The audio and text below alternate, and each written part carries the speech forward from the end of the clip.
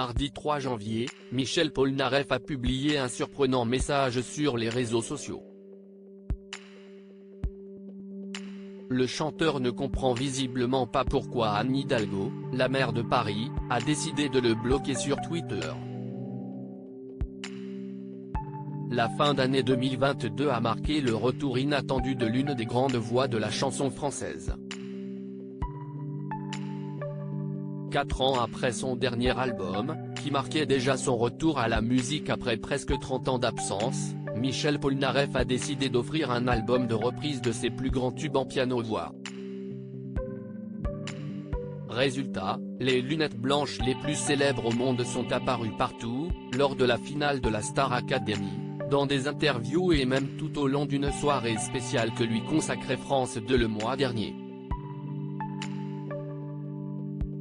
Une soirée qui avait d'ailleurs déçu ses fans, puisque le chanteur de 78 ans a semblé avoir eu recours au playback pour la plupart de ses prestations. Quelques jours plus tard, CIST sur la scène des W9 d'or qu'il faisait à nouveau des siennes, se moquant de Marc Lavoine pour son bisou devenu célèbre lors de la finale de la Star AC. Très étonné par cette réaction, mais le retour de Michel Polnareff s'est aussi traduit par une présence accrue sur les réseaux sociaux, où il n'hésite pas à donner son avis sur l'actualité, lui qui avait notamment taclé le système fiscal français après avoir décidé de s'exiler aux États-Unis. Agacé par les insultes des internautes, il avait décidé en 2016 de quitter tous les réseaux sociaux. Mais ce mardi, CIST pour une raison bien plus surprenante qu'il a publié un nouveau message sur son compte Twitter. Le chanteur s'est en effet rendu compte qu'Anne Hidalgo avait bloqué son compte, l'empêchant de voir ou de commenter son contenu.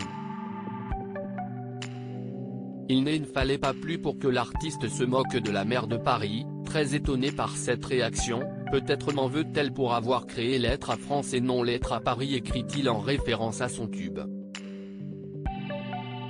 Après avoir traduit pour une étonnante raison son message en espagnol, une pique aux origines de l'ancienne candidate à l'Élysée, Michel Polnareff conclut avec un jeu de mots, mais dans tous les cas de figure, ça pèse Delton, ajoute-t-il.